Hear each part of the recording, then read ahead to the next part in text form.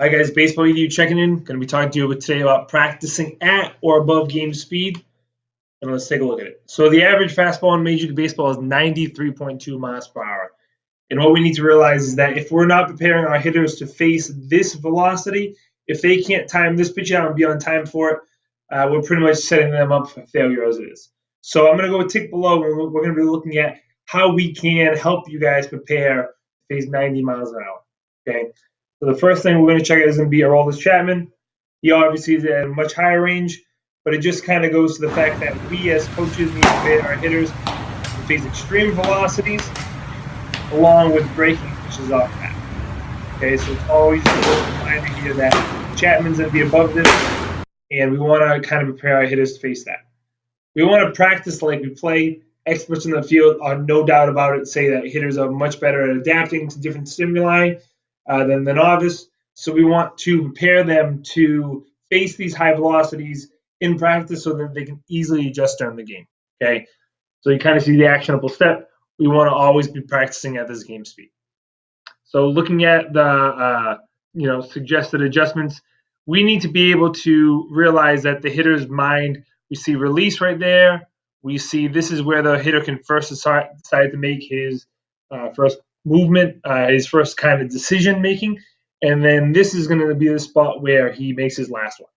Okay. And you're going to notice that there are different pitches here and that this reaction point will vary a little bit depending on pitchers. But this is going to be the last moment where a hitter can make a decision.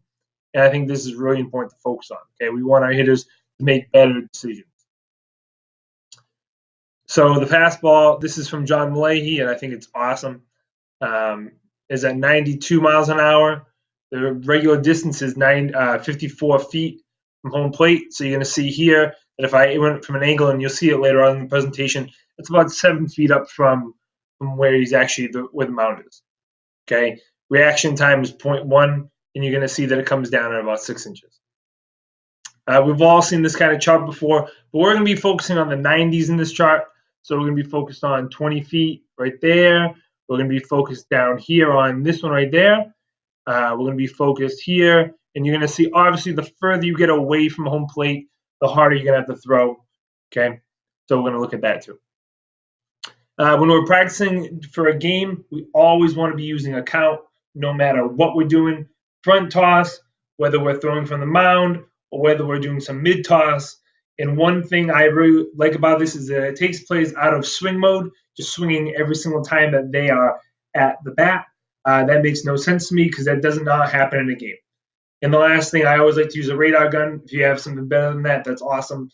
But I like to also challenge hitters so that they can realize what pitches they can hit and what pitches they can drive and which ones they can't. Offset. Okay, so I think this is a big thing. We want to focus on the offset, that the lefty is obviously going to be coming from one side of the mound over, and this is what I was talking about where, the release point is about 7 feet ahead of home plate. You can see these green dots right there. This is Chris Sale. Obviously, he's got to be much further, but just kind of give you an idea of how close we should be setting up our machines if we're going to be doing this, okay? That we should be getting it and challenging them a little bit closer.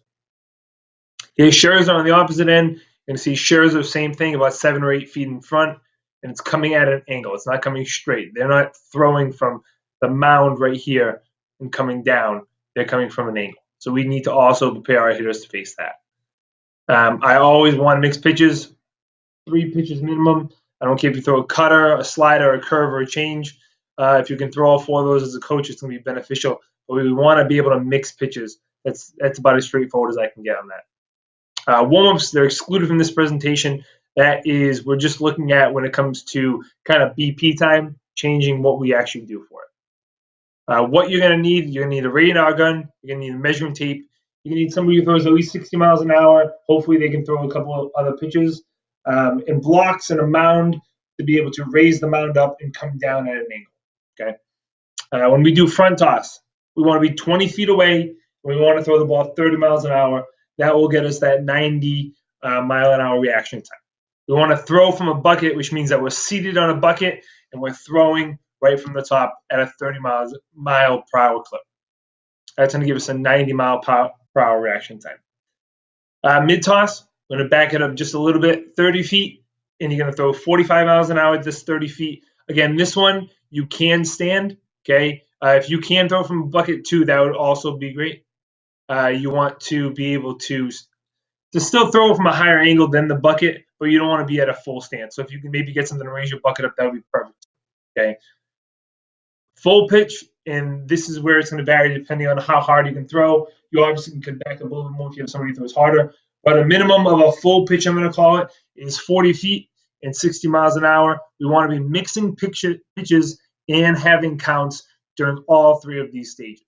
Okay, so you're going to see that we have, I'll go back a little bit, front toss.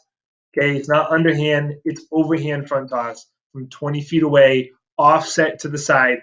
So I'm going to kind of go back here one time, and I'll kind of pull this over.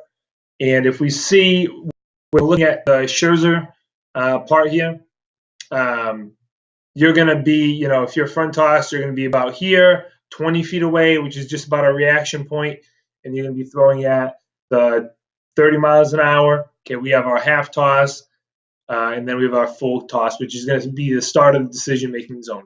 Last thing that I didn't put is what I would recommend is if you have a pitching machine, offset it to the side, have it shoot in from there, crank it up as high as you can go. If you can get it from about 54 feet away at about 93, okay, it's going to hit home plate around 90, and that's going to be a huge thing for you guys.